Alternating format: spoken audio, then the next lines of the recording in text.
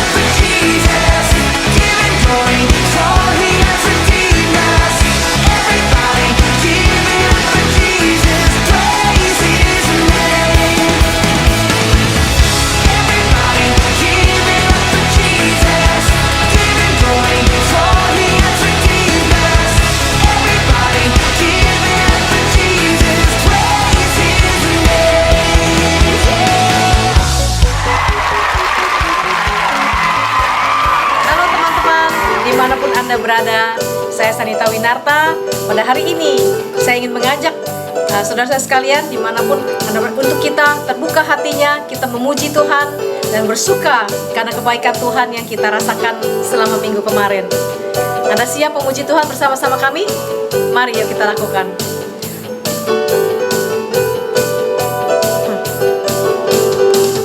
Pelukis cakrawala, merangkai jagat raya, pencipta alam semesta,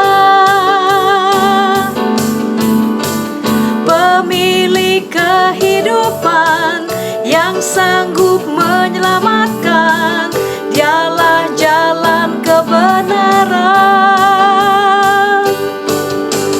Kami rindukan kuasa lawatanmu, kebangkitan pasti terjadi. Oh, oh, oh.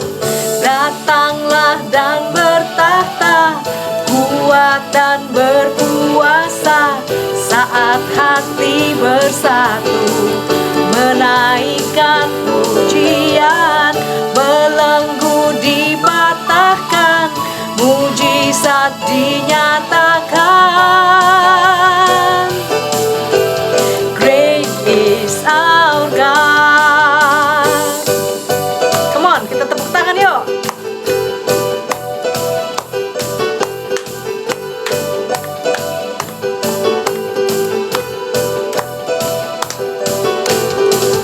Pemilik kehidupan yang sanggup menyelamatkan, dialah jalan kebenaran. Kami rindukan kuasa lawatanmu, kebangkitan pasti terjadi. Oh, oh, oh.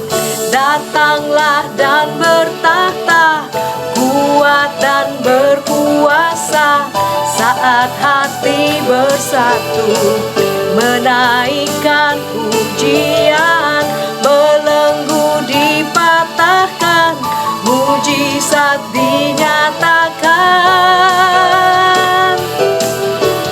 Great is our God. Datanglah dan bertahta, kuat dan berkuasa, saat hati bersatu menaikkan pujian,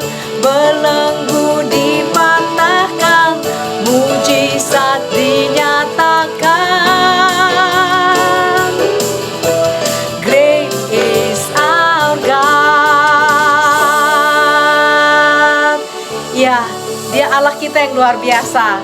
Amin. Mari kita siapkan hati kita. Kita buka, kita mau sembah Dia.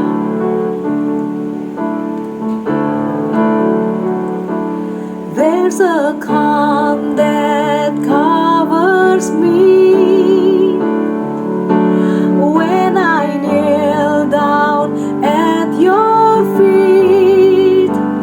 It's a place of healing. It's a place where I find freedom.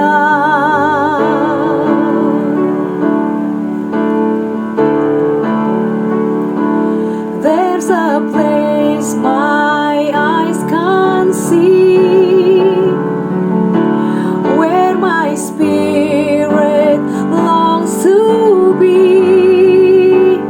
It's a place of healing. It's a place I live in freedom.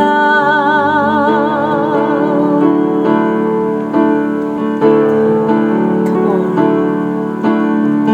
I'm gonna lift my hands till I can reach heaven. I'm gonna shout your name till the walls come falling down. I've come to worship. I've come to worship.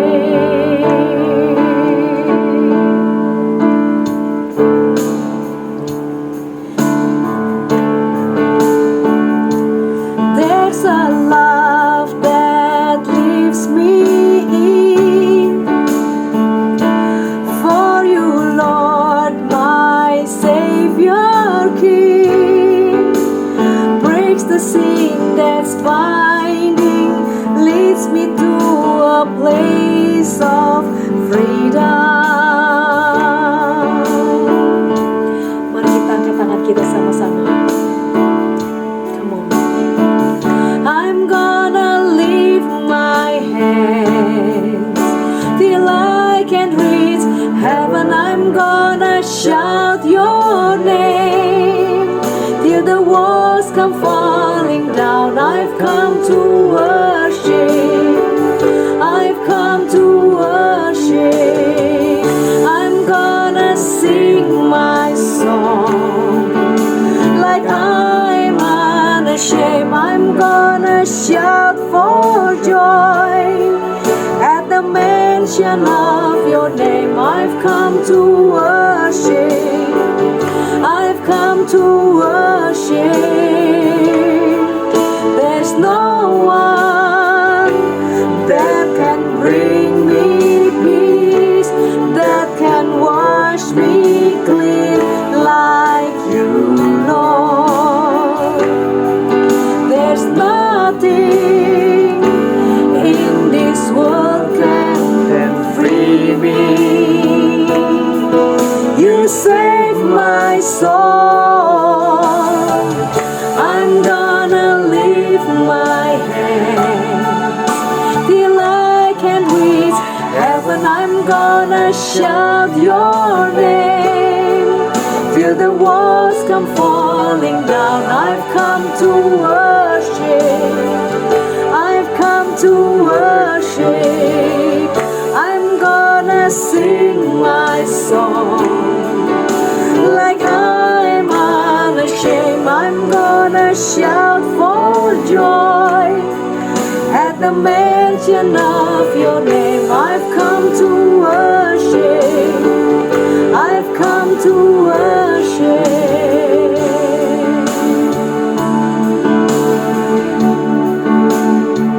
I've come to worship.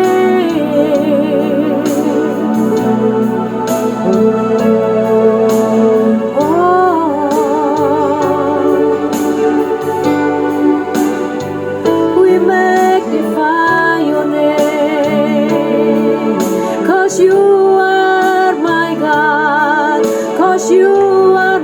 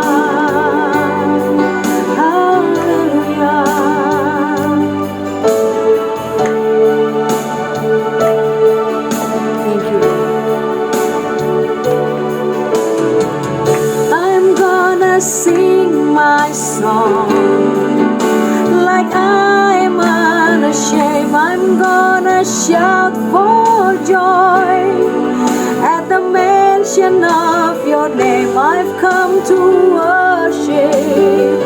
I've come to worship.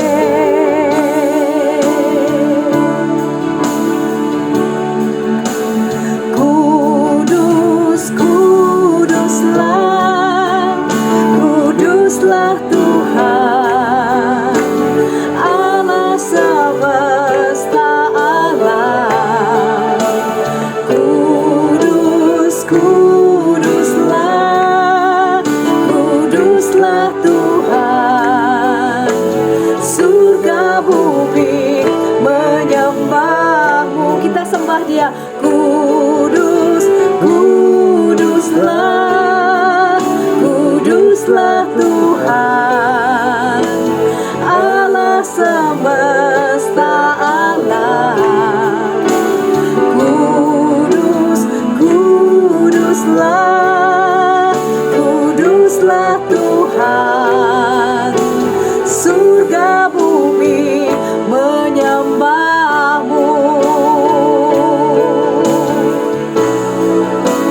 Kudus, kuduslah, kuduslah Tuhan, kami menyembahmu. Kudus, kuduslah, kuduslah Tuhan, surga bumi menyembahmu. Kudus, kudus, kuduslah, kuduslah Tuhan, Allah semesta alam. Kudus, kuduslah, kuduslah Tuhan, surga bumi menyembahmu. Surga bumi menyembahmu. Kami semua menyembahmu.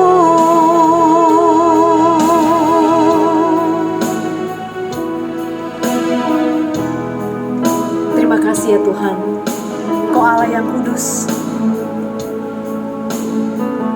Engkau yang telah menebus hidup kami. Kami tahu kami boleh ada hari ini karena Engkau ya Tuhan. Terima kasih Bapa. Terima kasih Bapa. Kami mau persiapkan hati kami untuk menyambut firman-Mu yang begitu indah pada hari ini. Terima kasih Bapa. Dalam nama Tuhan Yesus. Amin. Selamat hari Minggu Bapak Ibu Saudara sekalian. Sebelum kita memberikan yang terbaik untuk Tuhan kita, ada satu ayat singkat yang ingin saya bagikan buat Bapak Ibu Saudara, diambil dari Matius 6 ayat 21. Dikatakan di situ, karena di mana hartamu berada, di situ hatimu berada. Nah, apakah Bapak Ibu Saudara merasa ayat ini benar? Kalau saya merasa itu benar sekali. Semakin besar saya invest di sesuatu, contohnya semakin besar saya invest uang saya di contohlah di saham, akan semakin sering saya mengecek performance dari saham itu gitu. Nah, begitupun juga dengan kita. Pada saat kita memberi kepada orang lain, pada saat kita mencurahkan waktu kita, financial kita kepada orang lain, kepada misalnya teman kita, itu menandakan di mana hati kita berada, di mana hati kita dekat dengan mereka. Begitupun juga dengan Tuhan. Pada saat kita memberikan kepada Tuhan, itulah yang menarik hati kita lebih dekat kepada Tuhan. Ada satu juga peribahasa, ada satu quotation dari seseorang yang bernama Warren Wiersbe. Itu dikatakan bahwa dalam bahasa Inggris, mind grows by taking in, but heart grows by giving out. Jadi dikatakan bahwa pikiran kita akan bertumbuh pada saat kita menerima, tapi hati kita akan bertumbuh pada saat kita memberi. Jadi mari kita mengembangkan hati kita lebih besar lagi dengan kita memberikan kepada pekerjaan Tuhan. Karena di mana harta kita berada, di situ hati kita berada. Mari Bapak Ibu Saudara, kita memberi yang terbaik untuk Tuhan. Sebelumnya kita mau berdoa. Tuhan Yesus, kami berdoa Tuhan, bersyukur untuk semua pemberian-Mu, bersyukur untuk contoh-Mu Tuhan, suatu kemurahan hati yang Kau tunjukkan kepada kami Tuhan, dengan menyerahkan anak-Mu yang tunggal untuk mati untuk kami. Bapak, kami belajar Tuhan, untuk kami tidak attach dengan harta kami, tapi biar harta kami dipergunakan untuk kemuliaan nama-Mu saja Tuhan. Kami memberi hari ini, Tuhan berikan, kami memberikan yang terbaik untuk Tuhan dengan sukacita. Hanya dalam nama Yesus kami sudah bersyukur. Mari percaya, katakan amin.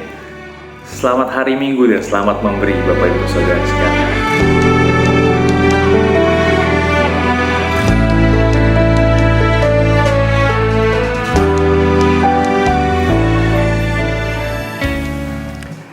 Halo, selamat pagi semuanya. Senang berjumpa kembali, dan saya percaya di bulan Mei ini iman kita akan terus bertambah. Bapak, Ibu, Saudara-saudari kekasih dalam Tuhan, biarlah ini yang bisa menyenangkan Tuhan. Kita telah belajar waktu di minggu kedua di bulan Mei, waktu kita berkumpul bersama-sama, ibadah pertama kali, hybrid service, ibadah transisi, di mana kita ibadah bisa berkumpul, namun dibatasi, tapi juga masih streaming online. Terima kasih untuk tim yang telah bersama bekerja, dan juga yang telah join. Kita dikuatkan dengan great faith, dengan iman yang besar. Nah, jadi hari ini akan disambungkan mengenai bagaimana dengan iman ini kita berdiri teguh. Saya berdoa untuk khotbah ini bisa menginspirasi setiap saudara. Pada saat ini saya terinspirasi untuk menyampaikan firman Tuhan mengenai berdiri teguh atau stand strong. Penting bagi kita untuk mempunyai iman yang teguh dalam kita ini maju ke depan. Kata stand strong di dalam bahasa terjemahan yang lain itu adalah steadfast, moving forward, determined.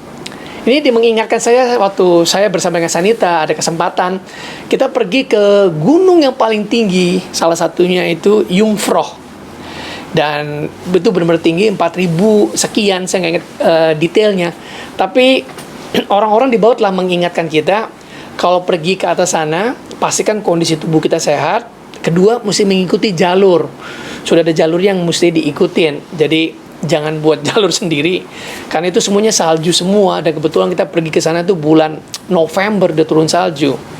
Dan betul, waktu kita di sana ya, itu benar-benar yang namanya berdiri teguh itu kita ngadapin waktu kita keluar dari tempat yang paling tinggi, itu tempat dulu James Bond yang ngambil film di situ. Waktu kita keluar, meskipun kita udah pakai triple sampai 3 lapis ya, kita pakai semua alat perlindungan diri ya, itu anginnya tuh kencang sekali. Kita berdua sampai jalan yang masih begini dan bisa nggak kelihatan. Tapi bagusnya kita punya sepatu, itu sepatu yang memang anti slip, yang memang itu anti air. Saya nggak bisa bayangkan kalau sepatunya itu sepatu running shoes atau sepatu olahraga, pasti basah. Kalau kita juga nggak melengkapi, juga pasti bahaya. Dan yang lebih penting lagi, kita berada di dalam jalur yang benar, sehingga kita meskipun angin itu kencang, itu kita nggak tergoyahkan. Kita berdua bergandengan tangan jalan sampai ke atas ya, akhirnya bisa lewat ya, puji Tuhan dalam hal itu. Nah, ini penting bagi kita juga ada dalam iman kita untuk berdiri teguh. Kenapa penting? Karena pada masa-masa sekarang ini masa-masa yang sulit. Masa PSBB ini banyak sekali membuat orang menjadi, ada yang nggak aktif lagi dalam gereja, nggak lagi baca firman Tuhan. Bagi mereka yang penting saya hidup. Hidup bukan berarti itu impacting, itu exist, but doesn't mean itunya membawa dampak ya.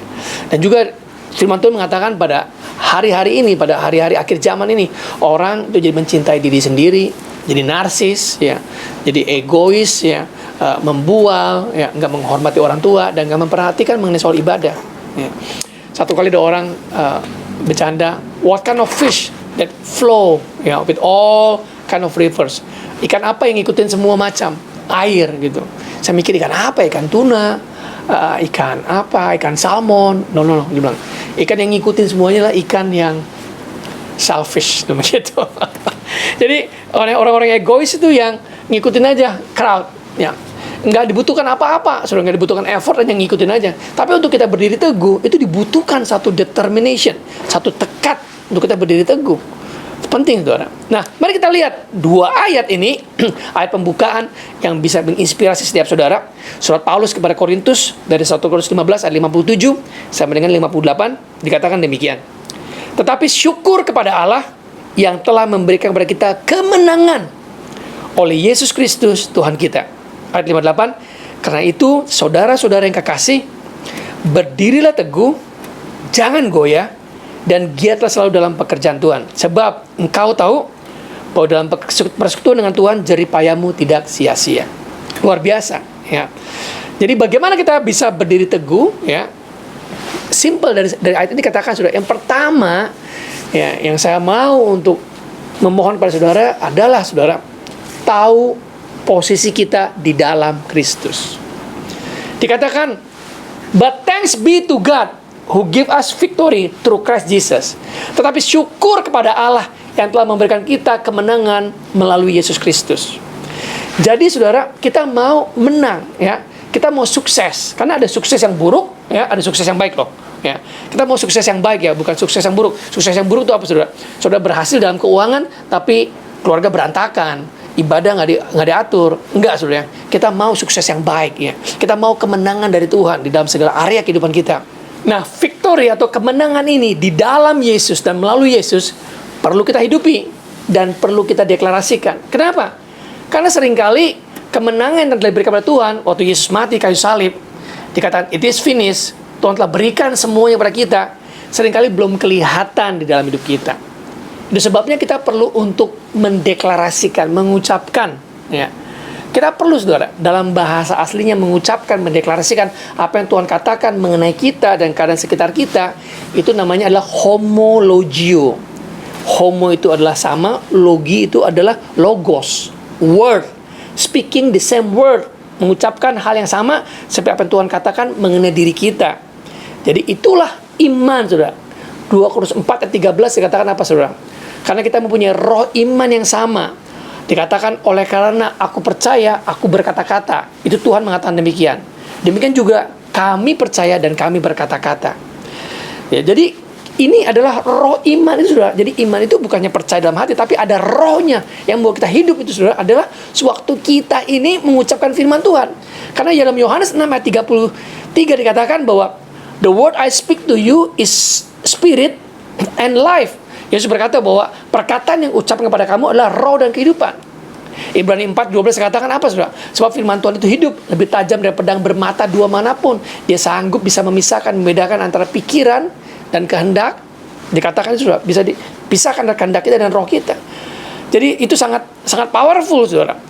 Dan lebih lagi kita lihat daripada Ibrani 10 ayat 23. Mari kita teguh berpegang pada pengakuan tentang pengharapan kita, sebab ia yang menjanjikannya setia.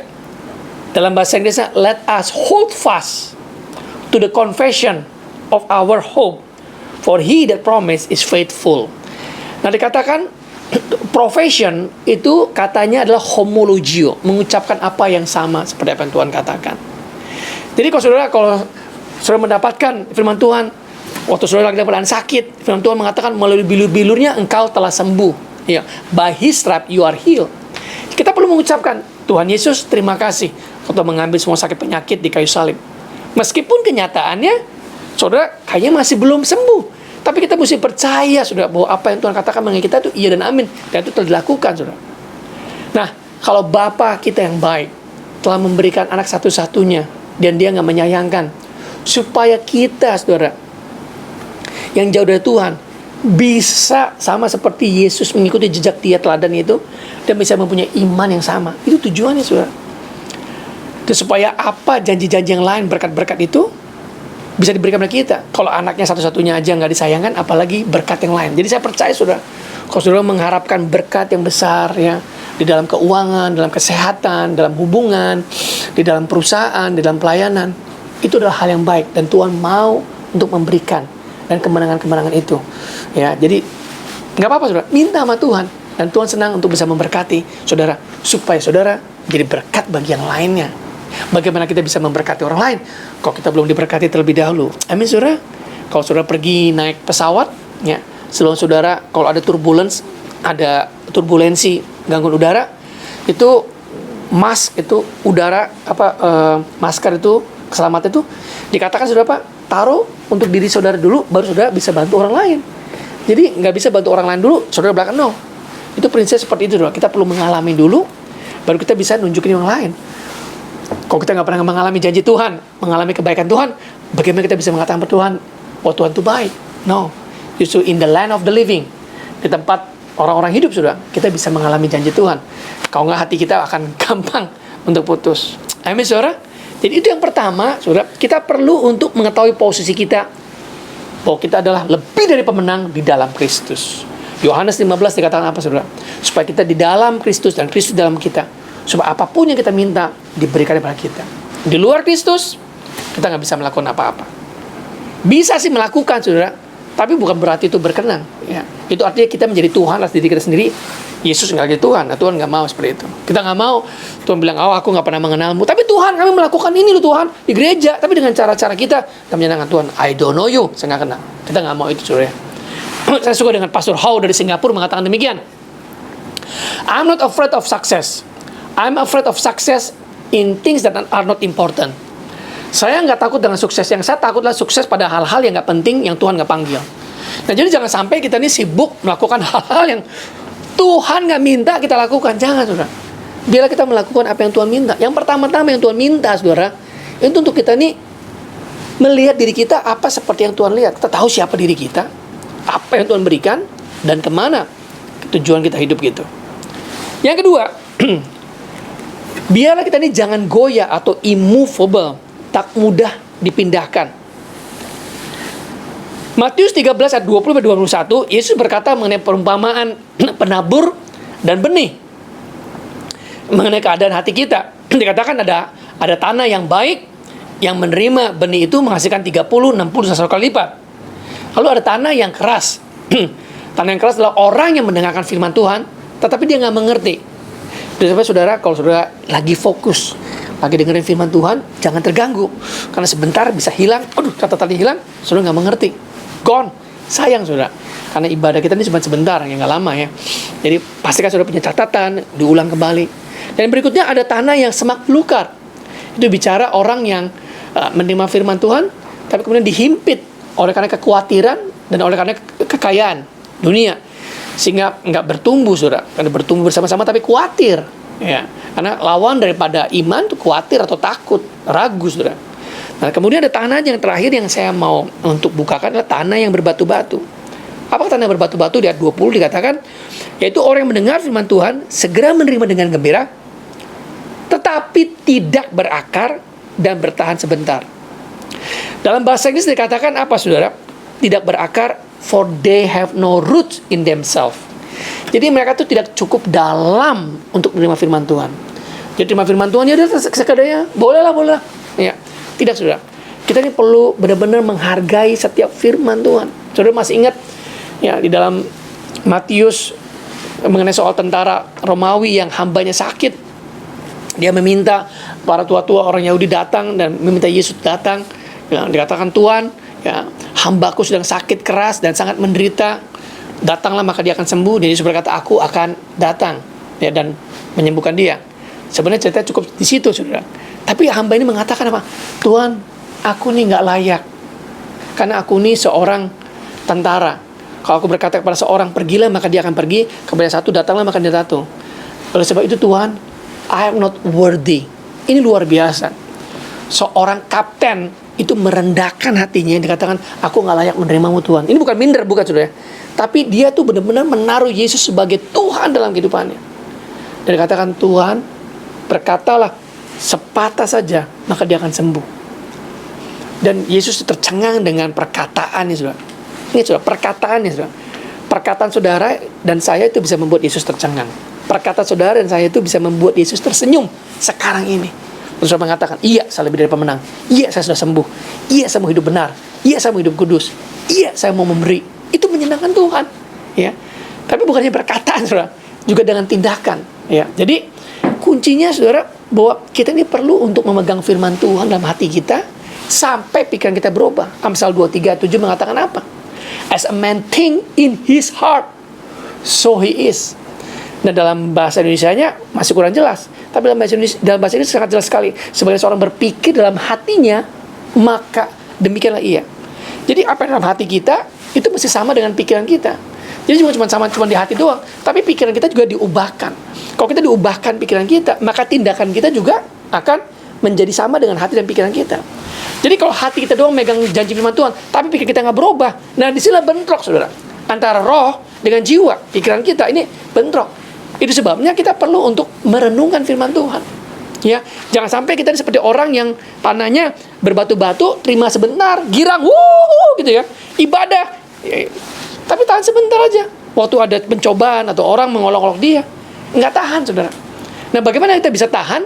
Ya, kita perlu untuk melakukan yang namanya SOAP. Itu singkatan akronim, saudara. SOAP, sabun ya. Waktu kita ini merenungkan firman Tuhan.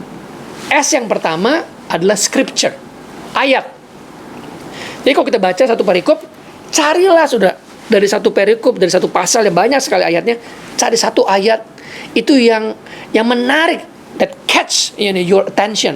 Itu sudah, saudara ambil highlight, stabilo atau apa, ambil bolpen. Kalau saya Alkitab saya coret-coret, saudara, ya, bukan marah sama Tuhan, tapi enggak, itu berharga bagi saya. Ini ada apa gitu ya. Nah, dari satu ayat itu saudara mulai namanya itu observe. Ya, ini konteksnya apa ya? Kok kenapa ya tentara itu mengatakan demikian ya? Kok dia berani ya? Oh, rupanya kalau dalam konteks Romawi itu benar-benar full pledge, benar-benar menyembah kaisar itu seperti demigod, setengah dewa. Jadi kalau dia berpindah kepada Kristus dikatakan sebagai Tuhan, itu dia bisa dikeluarkan. Itu risikonya besar sekali. Makanya Yesus tuh marvel, Yesus tuh begitu. Nah, saudara mesti belajar. Jadi nggak cuma baca doang seperti biasa, tapi nggak ada apa-apa, saudara. Itu lalu hanya aplikasi. Jadi aplikasi bagaimana ya saya mengucapkan apa yang Tuhan katakan mengenai saya. Jadi saudara mulai pikirkan nih aplikasinya gimana ya, dalam pekerjaan, dalam rumah tangga, seperti itu. Lalu yang terakhir adalah P, itu prayer, doa. Saudara doakan satu ayat itu yang menarik perhatian saudara. Saudara, kalau saudara doakan ya, itu sama seperti saudara ini menyirami ya benih itu ya. Nah, kalau saudara itu memikirkan, saudara itu menggali. Jadi digali cukup dalam lalu disiram. Nah, maka itu akan tumbuh, saudara. Saya yakin sepenuhnya saudara tindakan saudara itu akan menyenangkan Tuhan, pengucapan saudara juga. Nah, yang terakhir itu mengenai giatlah selalu dalam pekerjaan Tuhan, karena engkau tahu bahwa pekerjaanmu, persekutuanmu dengan Tuhan, jerih payahmu tidak sia-sia. Dengan kata lain, pelayan kita itu dari persekutuan kita sama Tuhan, saudara. Yohanes 15, Anda masih ingat kan? Waktu tadi dalam Tuhan, kita bersekutu sama Dia, kita dapatkan semua nutrisinya dari firman itu, nutrisinya, saudara. Maka kita ini melayani daripada kelimpahan itu. Bukan karena ritual, saudara. Bukan karena do's, don't, enggak, saudara. Tapi karena kelimpahan hati kita. Nah, saya berdoa, saudara, supaya saudara berdiri teguh dan berlimpah, abound. Ya. Karena ada orang-orang yang melayani, ada 3 macam, saudara.